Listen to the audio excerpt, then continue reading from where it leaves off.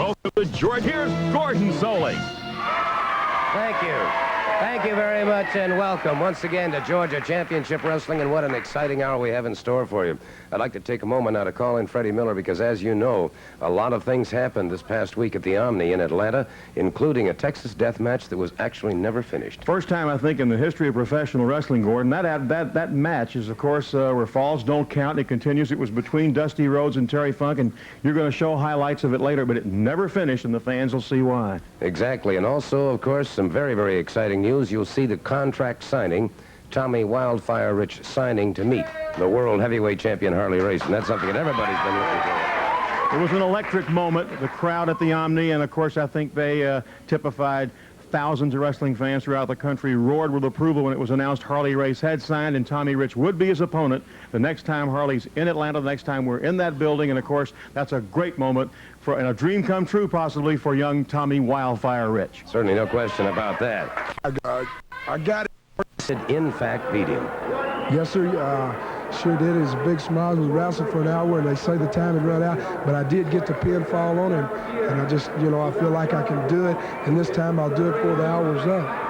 Let me ask you something. At this point, you're talking to the crowd. You can hear the crowd in the background cheering. They're extremely pleased for you. How did you feel inside? Had butterflies all in my stomach, and most of all, I just wanted to thank all the people that were there, because, just like I say time and time again, without them people, I feel like I wouldn't be where I'm at today.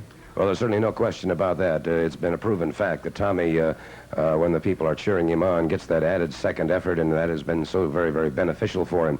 But, of course, the eyes of the wrestling world now will be focused on you Sunday, February 24th at the Omni. You'll be meeting Harley Race. Yes, sir, and that's it, Gordon. The 24th, Harley Race, a lot of sweat, hard work, and it's all coming true now. I've got Harley Race, the next Omni, and I'm looking forward to it, Harley, because I just, he's been putting bounties out on me, had people trying to hurt me, and I know he wouldn't be trying to waste his money like that if he didn't feel deep down in his heart that I could beat him. So we'll find out at the Omni, and I believe with all of my heart that I can beat the man. That'll be the 24th. May I say that his reputation is preceded, and he is one of the most feared, awesome competitors in professional wrestling today. And welcome to Georgia, sir. Das ist richtig, the great Baron von Rashka. I am come here for one purpose, and one purpose only, to show all the Americanishers, all the Americanisher wrestler, who is superior, who is the greatest wrestler of them all. I know there are many enemies that will be following me, trying to challenge the Baron. And as I look around, I see many who would like to be as great as the Baron von Rashka. But I am master of the claw, the brain claw. I will be squeezing my opponents into submission. Ich muss win! Ich will win! I am on the go! 286 pounds, Baron von Raschke. Baron von Raschke. His opponent from Riverdale, Georgia, weighing in at 235 pounds, Marvin Turner. Marvin Turner going up against Baron von Raschke. And you can see the exceptionally powerful build of this man. Here's a man who wrestled 11 years, I understand, as an amateur. He has been a professional for the past 13 years. He's a member of the Olympic team, represents Germany. Rashka, the takedown, smiling at his opponent.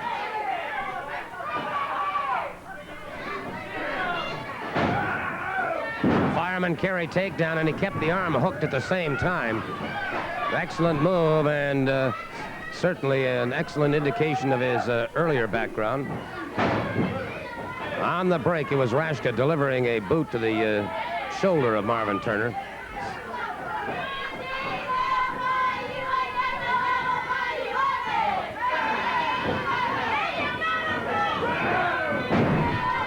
Turner with a takedown that time, and von Rashka somewhat enraged by this.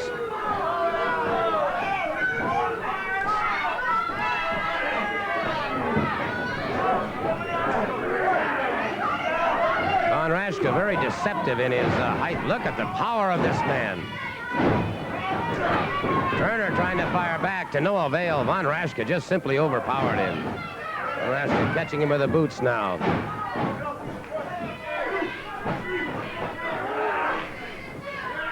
Von Rashke has him a backbreaker. Von Rashke closing.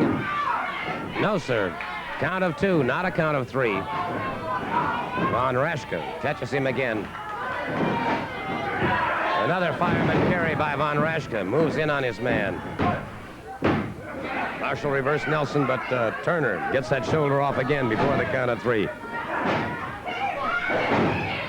Now Turner firing to the midsection, and Turner beginning to move more effectively against this giant German.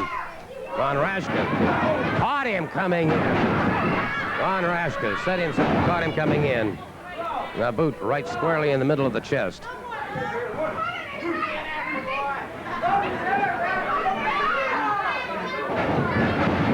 Turner caught coming off the ropes now again by Von Rashke.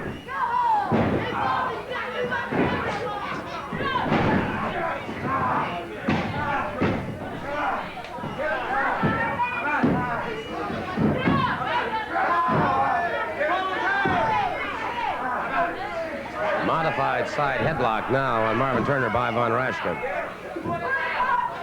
Turner trying to hook under the chin, trying to turn the head, but Von Rashke applying more pressure, and Turner continues to be in trouble.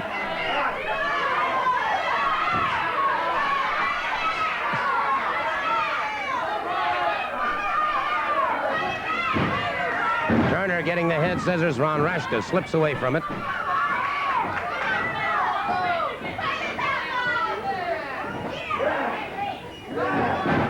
Into those ring ropes once again.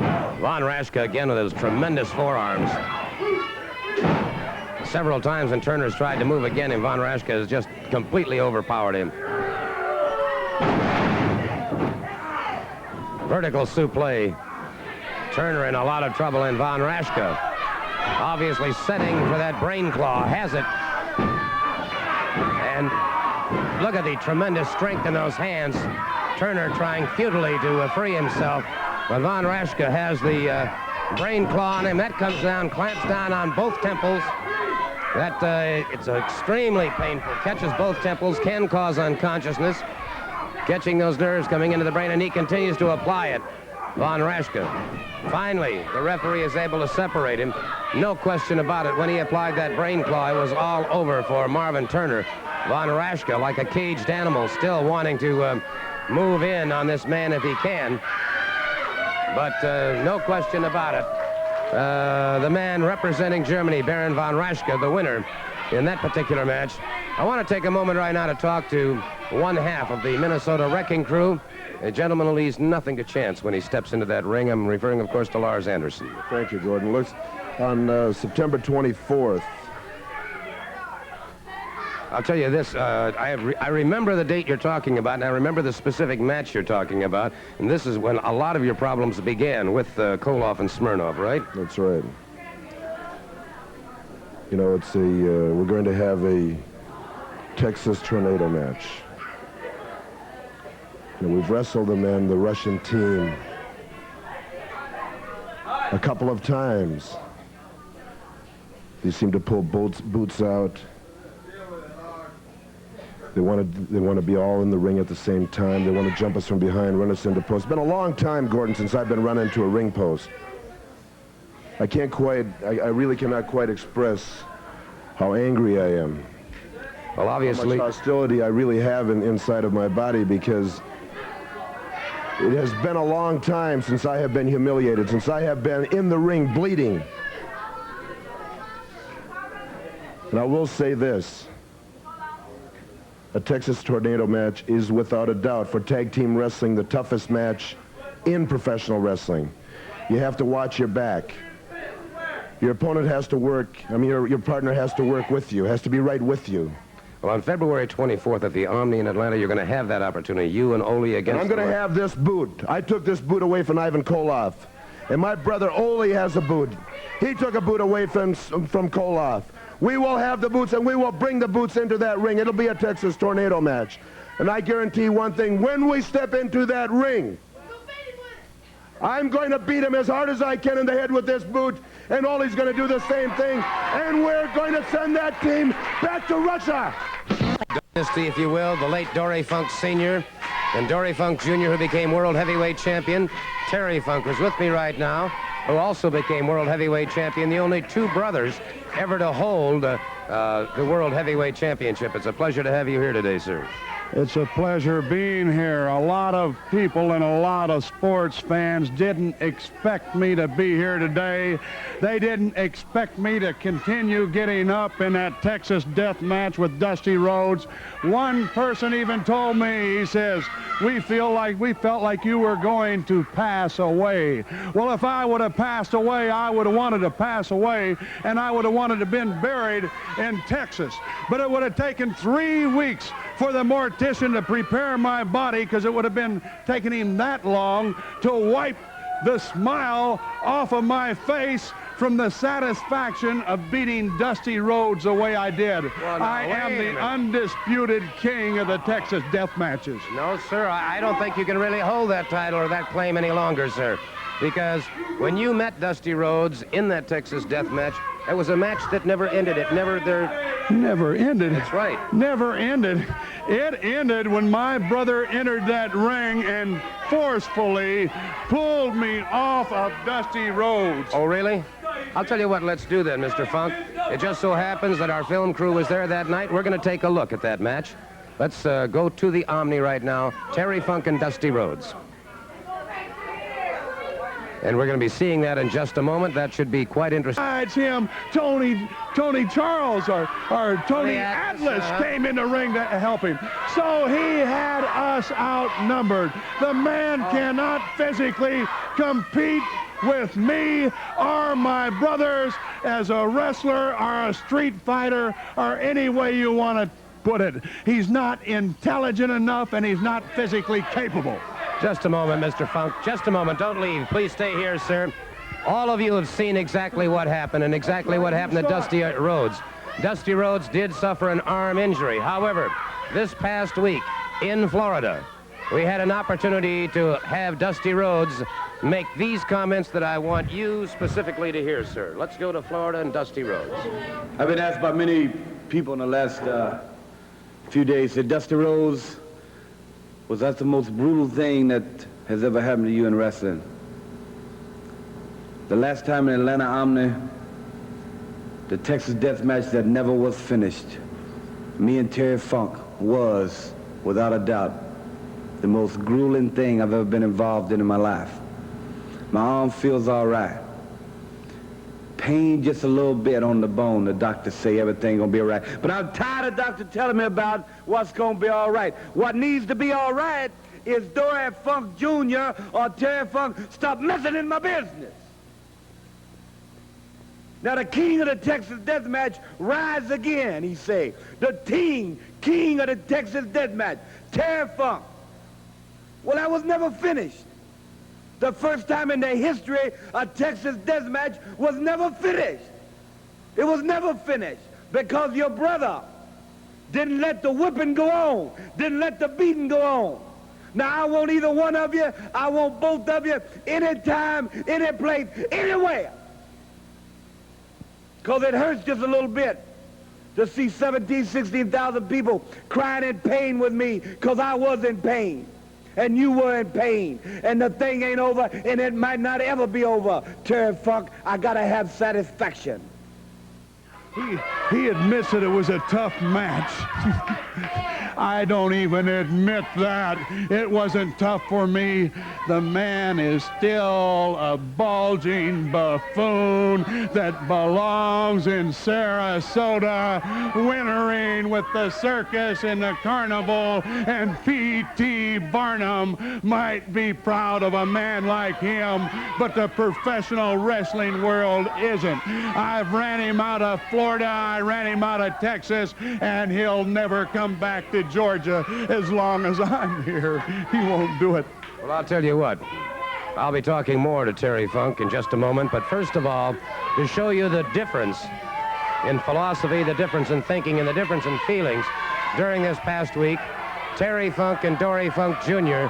made this interview especially for us. So right now, let's go to Texas. We're on top of the world. The Funks are back on top of the world again in professional wrestling. You're looking at the king of the Texas death matches, and you're looking at the world's greatest wrestler, the Funk family. The Texas death match with Dusty Rhodes. 50 minutes into that match, I knew exactly what was going to happen. Dusty Rhodes' stomach muscles started to relax, and you could see his bulging midsection hang all the way over his trunks. You saw him start breathing heavily, and then you started seeing him go ahead and looking for anything to compete with me with, because I'm in such better physical conditioning. And he went ahead and he tried to find foreign objects and use them, but what happened? I did exactly what I said I was going to do. I beat on him until his brains turned to marshmallows and his eyeballs turned to jelly. And I would have kept on beating on him, but thank the Lord. Thank the good Lord that my brother Dory Jr. was there. Now I want you to get a tight of my arm. Get a tight of that. You can see what kind of fella Dusty Rhodes is. Do you think that an athlete would do something like that? Do you think a wrist lock can do something like that? Do you think an arm bar can do something like that? Of course it can't. Rhodes, you found out that you can bring anything into that ring, and you still aren't half of the man that I am or that I have ever been. Terry, I've never taken as much abusive language in my life, but I was there at ringside last week because I knew what was going to happen in that Texas death match. I knew you could beat Dusty Rhodes within an inch of his life, and I was there to pull you off, to keep you from keeping Dusty Rhodes from even being around Atlanta, Georgia right now. Well, there you have the comments from Umbarger, Texas. Terry Funk is here live with us right now. You go ahead and you side with Rhodes, but deep down in your heart, Solie, you know that the Funk family has dominated professional wrestling for the past 10 years. And before that, my father dominated it, and no family has been as important as we have. Not any individual like Dusty Rhodes, not any brother team like the Andersons or the Briscos. We have dominated and will continue to dominate wrestling. I want you to tell. Thank you very much. Solie. Thank you very much. Here's a special note of interest to all wrestling fans. Champion Terry Funk. Terry Funk. His opponent from Atlanta, Georgia, weighing in at 210 pounds, Gerald Finley. Gerald Finley. Gerald Finley going up against Terry Funk. Want to say a happy birthday to Tom Blaylock. Terry Funk, that arm still bandaged. Finley up against those ropes, and it is Funk watching his man carefully.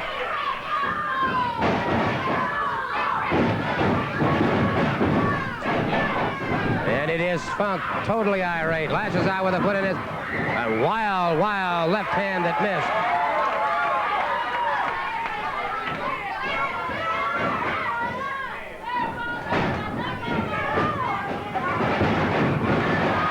And Finley attacking that injured arm, and Funk is trying to control himself. Well, that's perfectly legal. Finley has that right.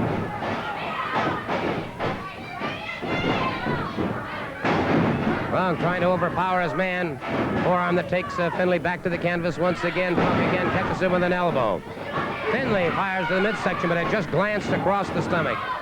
Funk lashes out, a boot to the chest.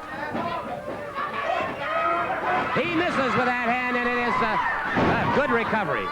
Came back, snap there, came down with that elbow, and Finley was out of the way, catches with an arm drag takedown. Another arm drag takedown by Gerald. Finley in Funk in trouble, but with a beautiful flying drop kick. Finley on his feet in a study of rage, frustration, and perhaps a little bit of humiliation now. Look at the face of Terry Funk and the grimly determined face of Gerald Finley. Terry Funk back to his feet.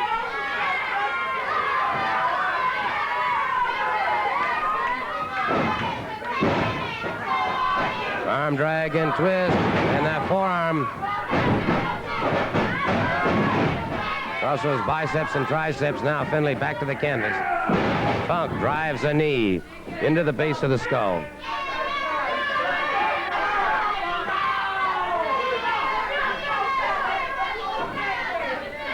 Funk using the neck breaker.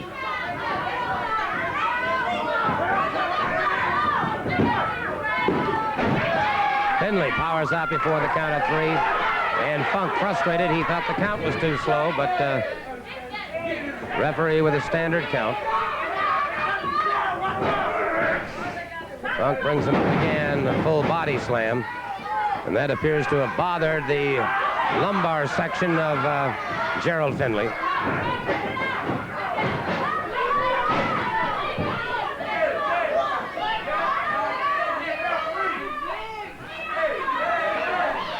Funk is an interesting mixture of personalities.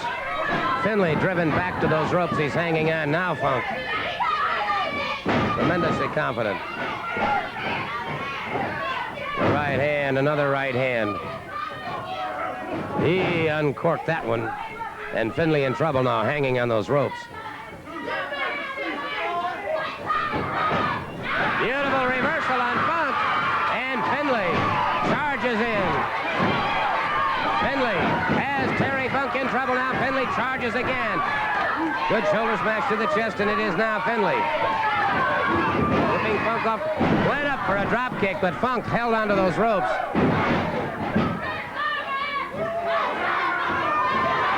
And Terry Funk taking advantage of that situation. He was ahead of his man. One has to admit that. Funk bringing him up on the pile driver.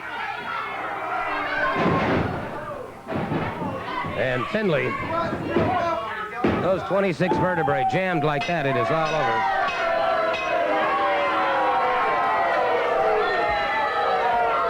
Terry Funk, one has to admit that he has great endurance. He is an all-out wrestler. There's no question about that. He is not a defensive wrestler. He is an aggressor at all times. And I want to... Finley being helped now from the ring. It's obvious that he is not going to be able to walk out under his own power. Those vertebrae have been jammed, I'm sure. Mr. Funk, may I just say this, as I just mentioned a moment ago, you're totally aggressive when you wrestle. My daddy always taught me to go ahead and be a winner. He said, losers always finish last, and winning is the most important thing in the world, because you must win. And that's what I've done all of my life. That's what my brother's done all of his life. And nobody is gonna push us out of the top of professional wrestling. Not any family, not any individual, not the Andersons, and not those Brisco brothers. Well, those has-beens. February 24th at the Omni, it will be you and Dory Funk against Jack and Jerry Brisco. They have been has-beens for so long. You are looking at the top team. They have become of age and past their peak.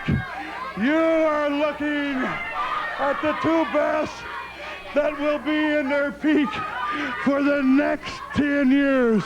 And in the Omni on the 24th, we're going to show you the greatest team. Dutch Mantell. But before we do that, I'd like to take a moment, however, to explain to you that Jack and Jerry Brisco have some very, very strong feelings about their very, very good friend, Dusty Rhodes. And this past week in Florida, Jack and Jerry Brisco made some comments about Dory Funk Jr. and Terry Funk and Dusty Rhodes. Let's go to Florida and listen to these two. You know, you kick around a lot of people. You kick around animals. You kick around your cattle and your horses out in Texas. Well, in Georgia and in the South, there's different ways of doing things. You know, you're two West Texans and another West Texan, a very, very, very close friend of ours, Dusty Rhodes. You're trying to keep Dusty from obtaining something that he's wanted for a long time.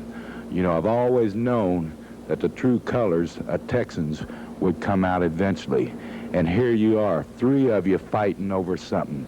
Well, Dusty Rhodes, he knows where his loyalties lie. But Funks, you're all confused. For a long, long time, it's been boiling down to Funks and Briscos. That's right. That's what makes Oklahoma such great athletes, because they all stick together.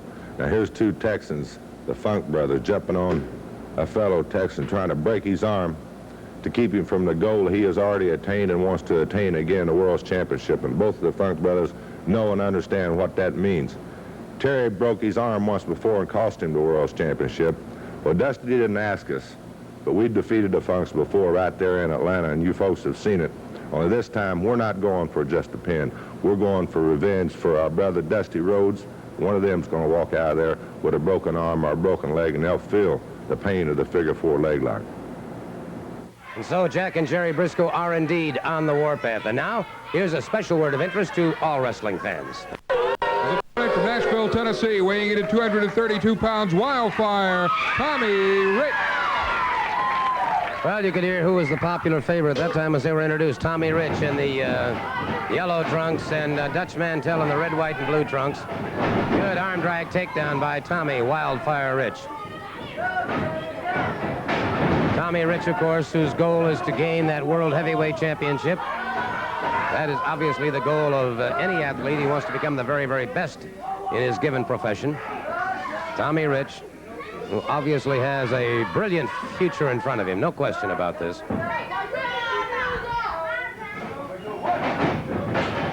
Rich off the roof. Beautiful move by Rich. Mantell, I'm sure, felt very confident he'd get him into a hip toss, but Rich reversed that, backslide. Now Rich has him armbarred.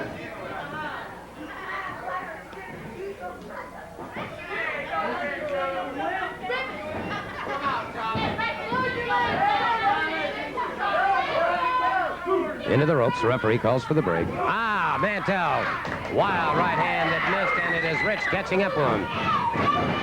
Rich whips him into the ropes, moves in on top of him once again, overhooks the head. Variation of the chancery now. Mantell pulls him back to the ropes.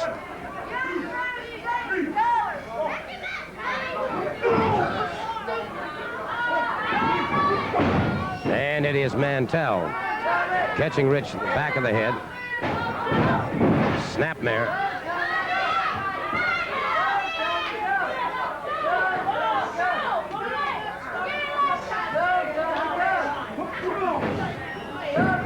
Mantell using the forearm now to the rear chin lock.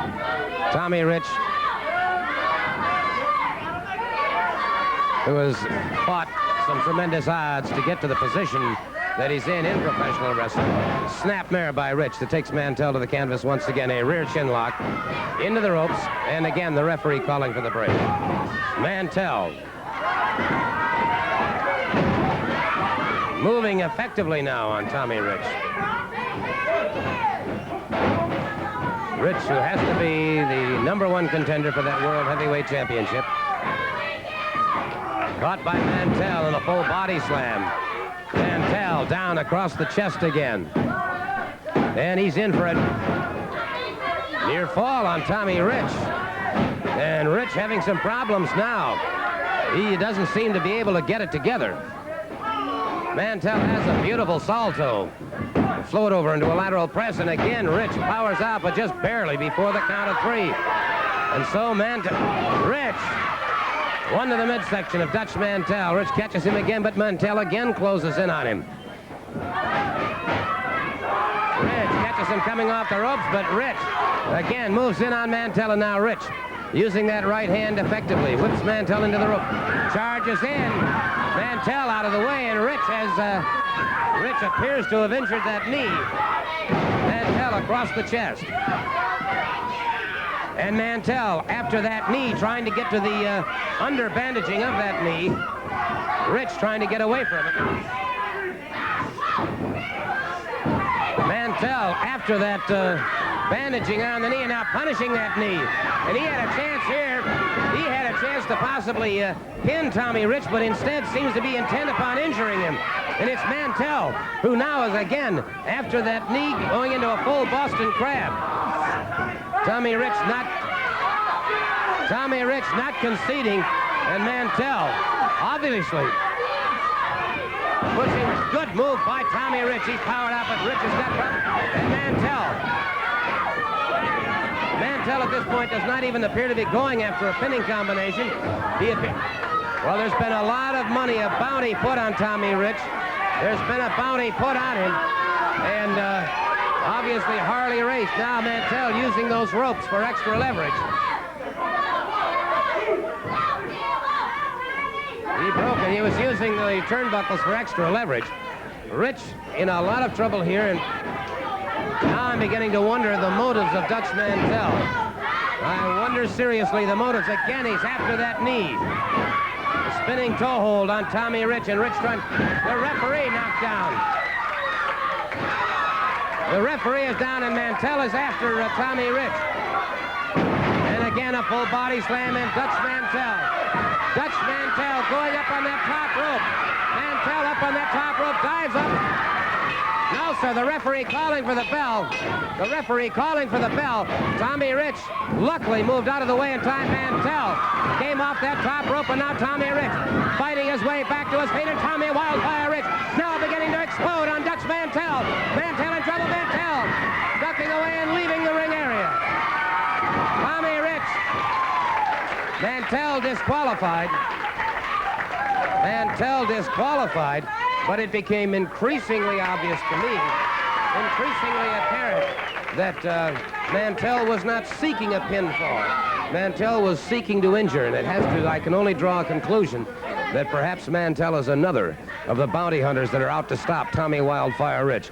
I was hoping to have a chance to talk to Tommy Rich, but they're taking him on to the dressing room at this time to tend to that knee, which is certainly understandable. Here's a young man who's, may I just say this about him, he's traveling worldwide, so if he wins that World Heavyweight Championship, that part of the rigors he'll be used to. He just came back from Hawaii. He'll be in Hollywood at the Star Wars 80s. He'll be on to Biloxi, Mississippi, Alexandria, Louisiana. He's traveling all over. By the Great Mephisto. His opponent from Carrollton, Georgia, weighing in at 215 pounds, Rick Craven. And Abdullah the Butcher, not even waiting for the introductions to be finished, takes off that tunic now and is after Ricky Craven. Abdullah the Butcher hurdling Craven into the turnbuckle, and Craven in trouble. Those eyes are glazed. Abdullah catching him again. Craven again feels the sting of that canvas on his back. Craven hurtled out of the ring, and he's in a lot of trouble out there, coming up very slowly. Abdullah the Butcher catching him.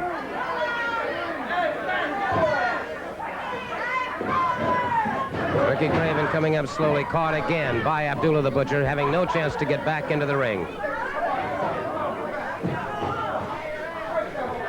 And it is Abdullah the Butcher again. A forearm across the back, and you can see the reddening of the back. Craven again outside the ring, in a lot of trouble. Craven coming up very, very slowly. And again, Abdullah the Butcher catching him. Craven gamely trying to get back into the ring. Abdullah the Butcher. Off the far side. Caught him with a shoulder smash coming off the ropes. And Craven, at this point, certainly doesn't have it together at all. And Craven hitting that concrete on the outside. Again, the lumbar section of his back taking a lot of punishment.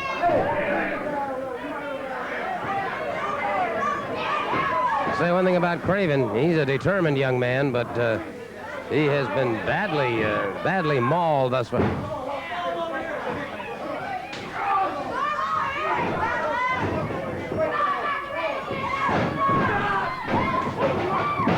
Abdullah caught him coming off the ropes.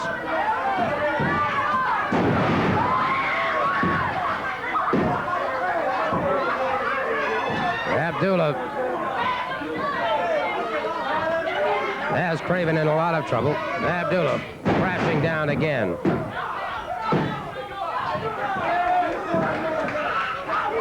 Again, did not allow the pin. Craven completely destroyed, but Abdullah putting the coup de grace to him. Allows the pinfall this time. The count of 3.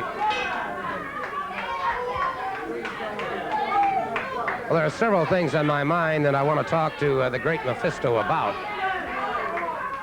And I want to bring him over here as quickly as I can as soon as he gets Abdullah the Butcher straightened out. With me, of course, is, I say, one of the most brilliant managers in professional wrestling today, the Great Mephisto, has quite a stable indeed, sir. Yes, you know, amongst my stable now, I have added the Manchurians. Far outstanding wrestlers, but my prize is Abdullah the Butcher. And I just want to say this, that Abdullah the Butcher should be wrestling Harley Race for the World Championship. This is the man here, and when I tell people this, they have their doubts. They think this man is too wild, too uncontrollable. But I guarantee you that you are looking here at the next World Heavyweight Wrestling Champion. Well, may I just say this, that the last time the matches were held at the Omni at Tony Atlas, an unusual situation occurred. Well, an unusual situation occurred, yes, because Tony Atlas did something out of the ordinary.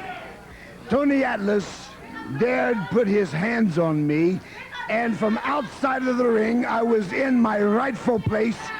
He grabbed me and pulled me into the ring. Well, I'll tell you what, let's take a look at it. Let's go to the Omni, and we'll take a look at this incident that you're talking about regarding yourself, Abdullah, and Tony Atlas. All right, Tony Atlas, Mr. USA, in the ring at this point. You see, now what has happened here, Mr. Gordon Solie, that I was shouting instructions to my Abdullah, as you can very plainly see. And as I was shouting instructions, you see he has Tony Atlas down. Tony Atlas right now is on his way to certain defeat. There is no way out. Once they face this big black specimen, there is no way to go but down. You know, Tony Atlas has won many honors, I hear, in weightlifting, the Mr. USA. But it takes more than muscle. It takes a lot of mental concentration when you're going against a human destruction machine like my Abdullah. There you see him giving him the axe. Now, he did not score a pinfall. He got that shoulder off, and you're protesting it here. Yeah, now what I am doing, I am shouting instructions to Abdullah. You see here Tony Atlas using double chops, which is illegal, using fist to the face, which is illegal. And now you see him, now he is trying the greatest form of flattery. He is trying to duplicate the axe that Abdullah the Butcher has made famous. Well, it appears to me that Tony Atlas is completely in control of the situation. You're becoming more and more frustrated at the outside of the ring. No, you see, I am not frustrated because I have complete confidence in my Abdullah. I have to admit this, I have never seen anyone ever pick Abdullah up off of the mat. It took a lot of strength to do this. You'll see now Tony Atlas is trying to suplex him. It took a tremendous amount of strength to do that. But what Tony Atlas lacks is mental concentration. You see, the Sudanese warriors were taught to fight since youth. Fight till one man falls. And this is what Tony Atlas, being an American, this is what he lacks. Now you see, I am trying now to get eye-to-eye contact with Abdullah. I am shouting instructions. Now this big goofball comes and grabs me, look at him, and slams me inside of the ring. Now, maybe, perhaps, he would have got maybe a 1 or a 2 count on Abdullah, but he couldn't concentrate that far. He had to beat up everyone in the place, everyone around the ring to show his superiority. And now you see him manhandling me. I was fulfilling my just right as a manager, and now you see him headbutting me. Now he should have been disqualified for that, for bringing me into the ring. The referee should have disqualified him. Now you see the tremendous uppercut that Abdullah has given him. Now you see the count. 1, 2, 3. This is what makes my Abdullah outstanding. You can't take your eyes off of Abdullah for 1 second, because when you do, it is certain defeat. Well, may I just say, sir, first of all, sir, the manager's place is outside the ring, not up on the ring ropes. Well, you know, my place is up on the ring ropes, up on the apron, as long as I do not come into the ring. You know, this Tony Atlas, like I have just stated, not to repeat myself, lacks a lot of mental concentration. Now, he is going around challenging a lot of people. He has challenged me. He has challenged my Abdullah the Butcher. As a matter of fact, I have been even challenged to participate with my Abdullah in a tag team match. And I, the former United States wrestling champion, am not just a great manager. I stay in top physical form at all time, ready to take on any challenge that anyone may issue to me. And with Abdullah the Butcher, and with the Sheik, the Manchurians, the Mongolians, I keep in top form. Let me just ask you this. Of course, on February 24th at the Omni in Atlanta is going to be you and Abdullah the Butcher against Tony Atlas. The loser of the fall must leave town. Now, I frankly, for one, am amazed that Tony Atlas would go for a situation like that. Well, you know, it was Tony Atlas himself, Gordon Solie, which issued this challenge. In the Omni, when the last time that he wrestled Abdullah the Butcher, he was defeated. I thought we was finished with him. But now he has come and issued a challenge. He couldn't beat Abdullah by himself. Now he wants me in the ring. Loser, leave town. Well, I guess his wrestling career has come to an end. One of those weights must have fell on top of his head and knocked him goofy to issue such a challenge. So the only thing I can say, everybody come to bid farewell to Tony Atlas, because they won't see him. How in the world could he expect to beat Abdullah the Butcher and myself? There is no way. Well, we're going to find out, that's for sure. We'd also like to remind you on February 16th, Tommy Wildfire Rich goes up against the Superstar in Biloxi. $3,000 richer and has the title. Wrestling 2. Welcome aboard. Oh, thank you very much, Gordon. You know,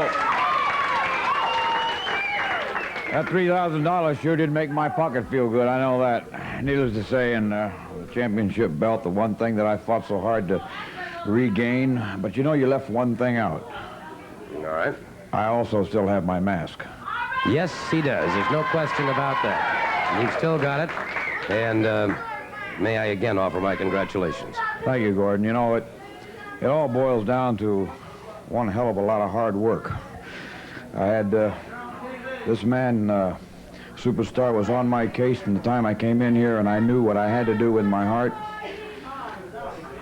And I made up my mind that nothing was going to get in my way, and I can't thank the people enough to the way they stood behind me all the way.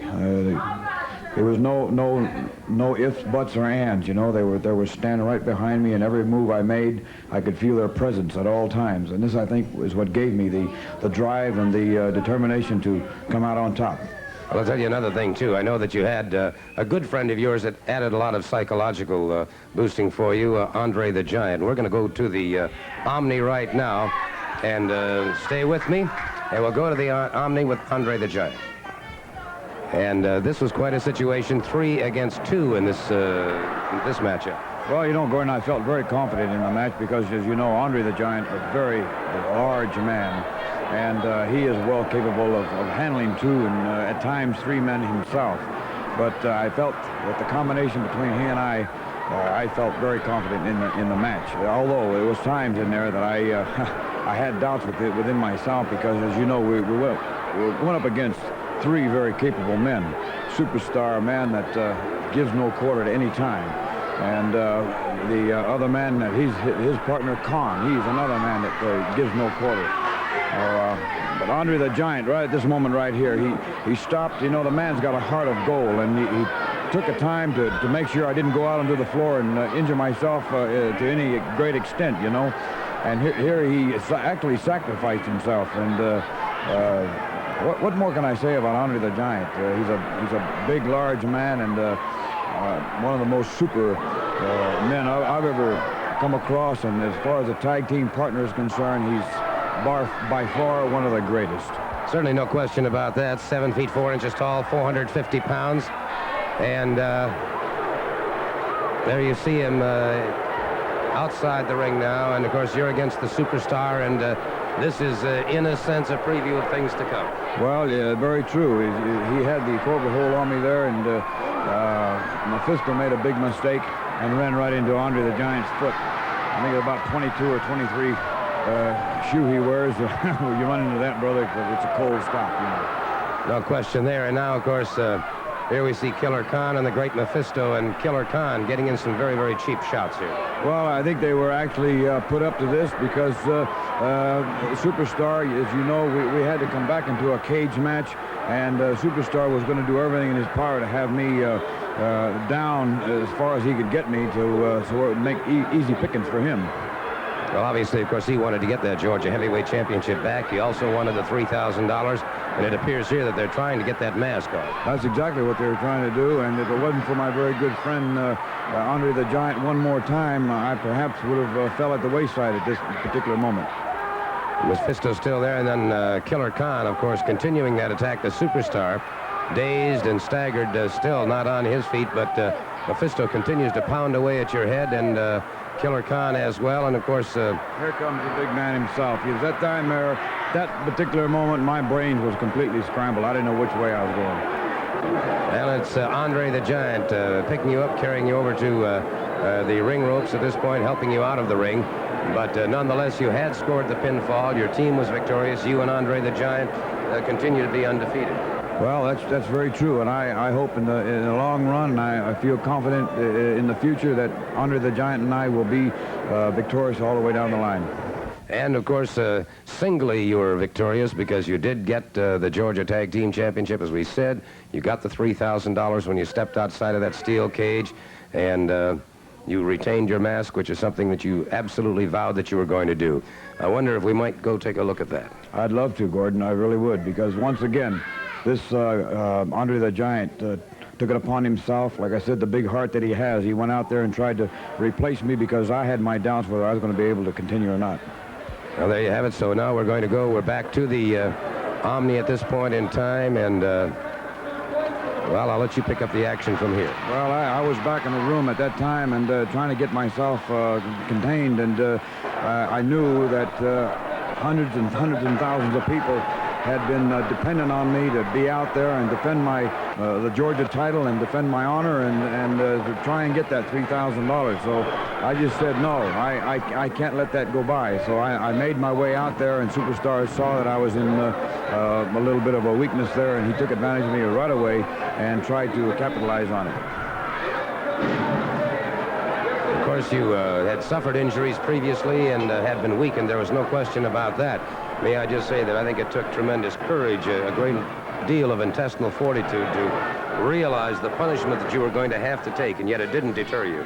Well, Gordon, you know, when you have thousands and thousands of people standing behind you the way I had, you can't, I don't know, it seems like injuries at times you overcome it some way or another, you know, and it's just something that I particularly feel that the people that were behind me, and I just couldn't give up. There's no way in the world I could give up. It reminds me back when I was a very young man.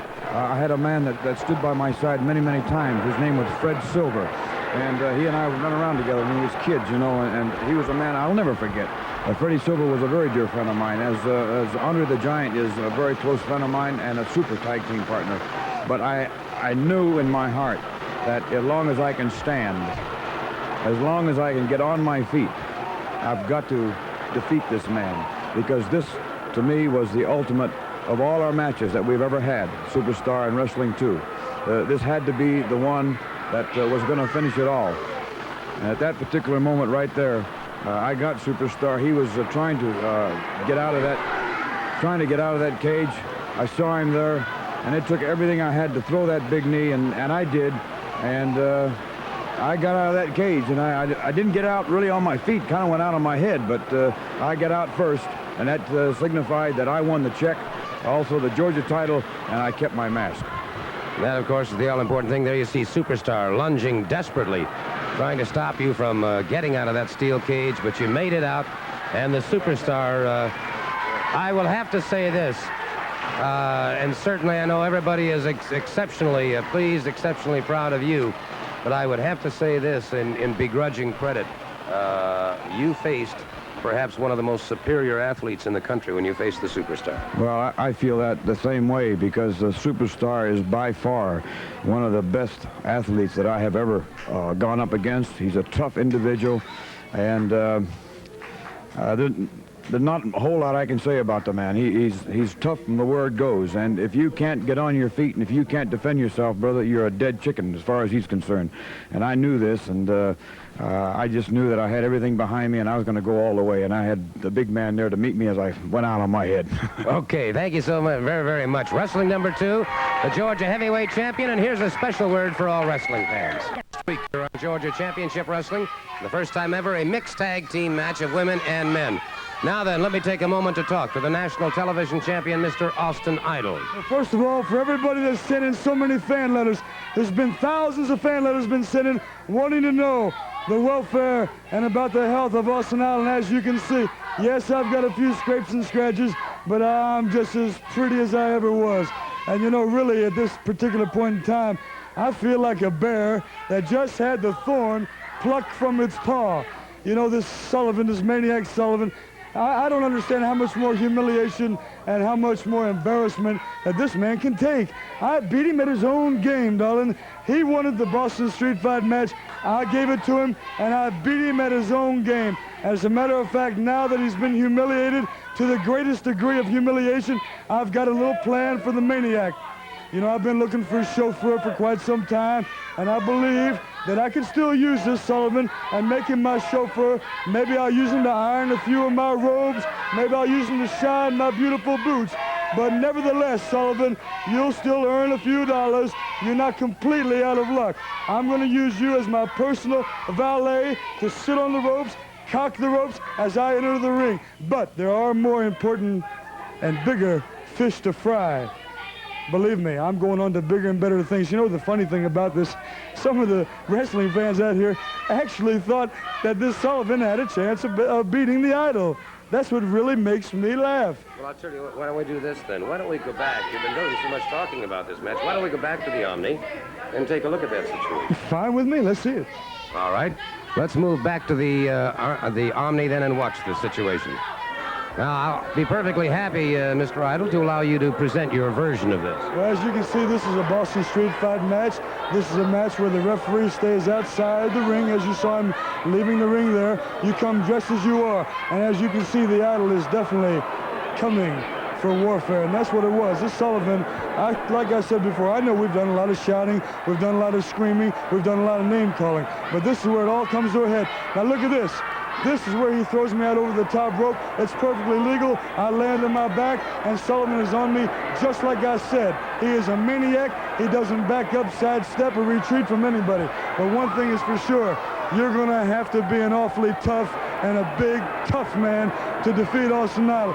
Yes, he's got me going right here. He's got me writhing in pain. Yes, I'm feeling the fist that he's got taped up, and I do sincerely believe that the maniac had something hidden in those taped fists. But there's one thing for sure. An athlete like Austin Idol can not only dish out punishment, but he can take it. And that's what it's all about. Not only being able to dish it out, but be able to take it. And I'm taking a beating right here, probably one of the worst beatings that I've ever taken. But as you can see right here, I've got this Sullivan going right now, and he knows it's true, everything I said about him. It's all true because the Idol does not lie. I do not deceive anybody. I've built my reputation on fact. I've built my reputation on truth. And look at this right here, a tremendous collision right in the middle of the ring. Now I want you to see what takes place right here. The referee finally comes in the ring. He does a count, and look right here. Notice how Sullivan has pulling my tights right there. Pulled my tights to actually get it. I don't believe that was a 3 count. It was a 2 count right there. A big double knockout right here. Call it what you want to call it. It was a side suplex, a devastating hold. The Idol is not through. Sullivan has his hand raised, and suddenly you're attacking him again. This was a Boston Street Fight. In a street fight, anything goes and everything goes, and you can see right here, I want to show you what I think of the maniac Sullivan. You know how he whipped me on national television? What's good for the goose is good for the gander. Now I want you to see the welts I raise in his back. I want you to see what Kevin Sullivan is. I want you to see who the dog is. Look how I beat him, and I beat him, and I whipped him. And right then and there, if you could hear what he was saying I give, I quit. Yes, you're the master. Yes, you're the king. Yes, you're the prettiest. Yes, you're the strongest. Yes, you make the most money. Look here. Look at this. You call this legal right here. Sullivan, use this, but I want you to wait and see. Last things first. This thing is not over by a long shot. Look, yes, it looks like the Idol may have the tables turned on, but watch here. Always thinking, always maneuvering, always one step ahead of his opponent. Look at Sullivan now, doesn't know where he is at, has no idea where he's at, and now, this is where the truth comes out. This is where we see who the greatest athlete of all time is.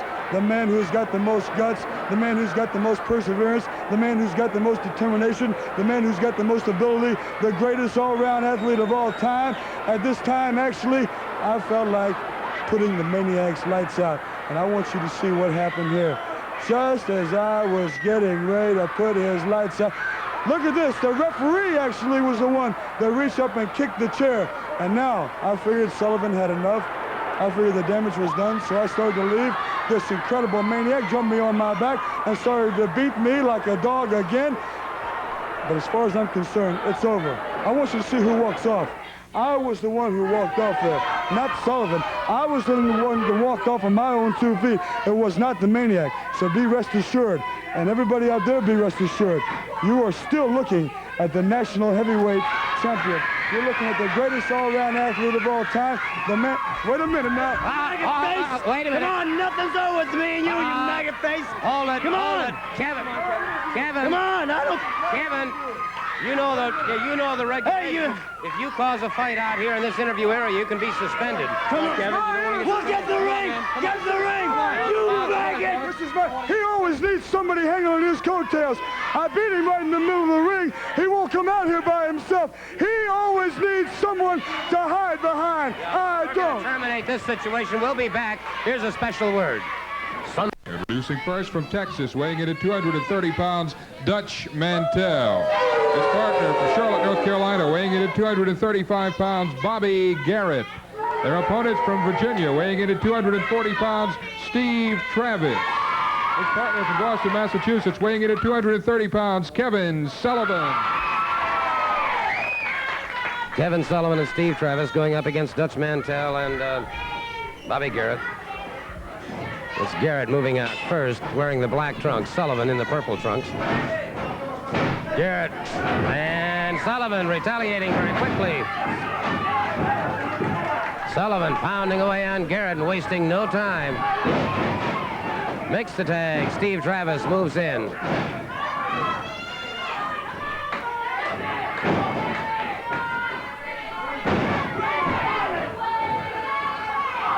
Steve Travis keeping him tied. The tag is made. Once again, Kevin Sullivan moves in.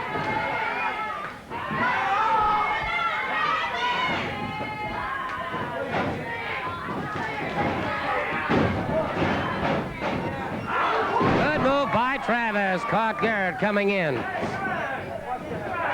Travis brings him up. Full body slam.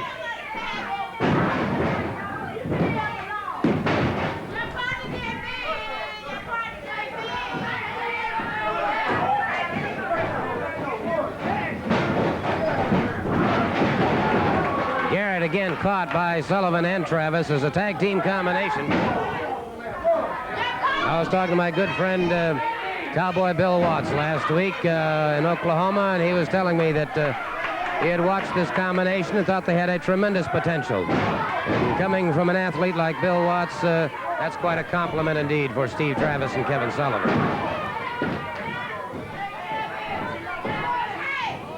I'd like to remind you, in 2 weeks here on Georgia Championship Wrestling, we will have the World Heavyweight Champion Harley Race. He'll be competing. Travis keeping the arm drag and twist. Caught from behind, Dutch Mantell. He whips Garrett into his corner. Mantell moves out.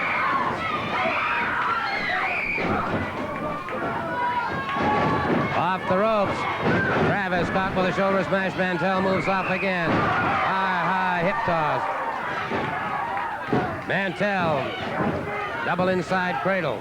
Travis missed with a right hand. Mantell brings him up. The atomic knee drop, and Travis could be in trouble. Kevin Sullivan starts charging the ring, and it's Mantell seizing that opportunity. Mantell using the back of the elbow. Crashing down on Steve Travis across his chest.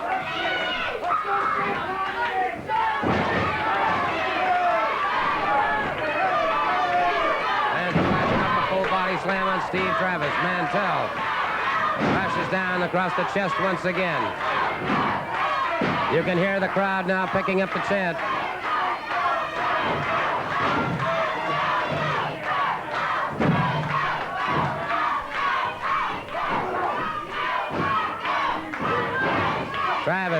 in trouble here with Dutch Mantell, and Mantell, a double tough individual. And it's Mantell going for a standing guillotine, the abdominal stretch.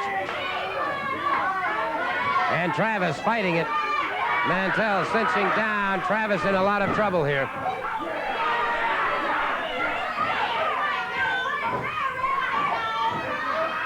Good move by Travis. He broke it up.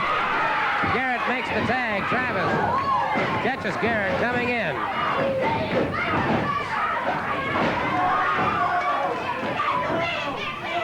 Garrett powered off. The tag was made. Backdrop by Steve Travis. Kevin Sullivan made the tag. And Snapmare takes Garrett back to the canvas. Kevin Sullivan goes for the figure four. Kevin Sullivan to the figure four.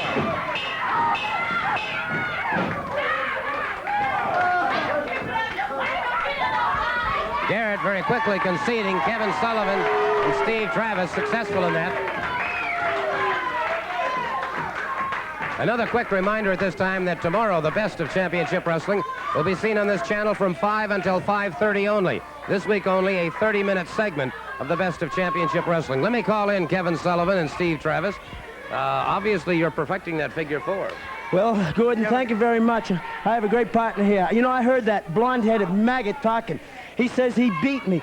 As you indicated to him, in case he can't see, I whipped him like I was his daddy. I whipped him and beat him in my type of match. I have to admit it, he did give me some bruises, but that's what you get in a Boston street fight match. Austin Idol, you're talking to go on a bigger fry. When I get through with you, you're not even going to be bait fish. Hey, man, tell it like it is. That's right, baby.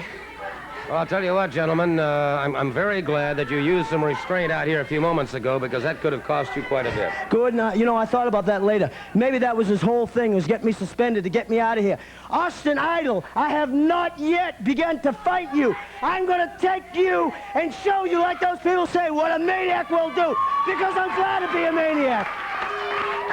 Well, may I just say that on February 24th at the Omni in Atlanta, perhaps all of this will come to an end. Well, Gordon, let me tell you this. You know, he's talking about how he whipped me. I whipped him on national TV in front of all my people, in front of all my fans. And let me tell you, with lumberjacks outside the ring with a belt, Austin Idol, I know you're not going to jump out of that ring and run for me anymore because they'll whip you like the dog you are, like the dirty, low-down life you are, because you belong to me still. And there's no bigger fish for you because after me, you're not going to be fish bait. 85 pounds, Killer Khan, managed by the Great Mephisto. His opponent from Miami, Florida, weighing in at 215 pounds, Mike Fever. Mike Fever going up against Killer Khan. There you see the Great Mephisto. And Killer Khan, of course, has raised the ire of One Wrestling 2. No question about that. Look at this Khan. He is... Caught him coming off the ropes. That may be a near record. That may be a near record for a victory here on Georgia Championship Wrestling. I will check the time and let you know later about that. Killer Khan just totally decimating that opponent. Look at him. An unruly situation indeed. Well, may I just say we do have some time remaining. Of course, we always try to maintain a standby match in the files. And I'll tell you what, if we're set, what I'd like to do is let's go to Florida and let's take a look at a great tag team combination, Jack and Jerry Brisco.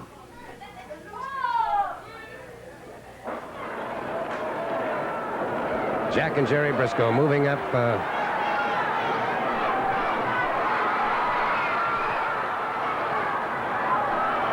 Ron Slinker, as you see him out there. Jack Brisco, former world heavyweight champion. Slinker rolling out of the ring. Jack Brisco standing there at this time, the referee, and Brisco watching his man.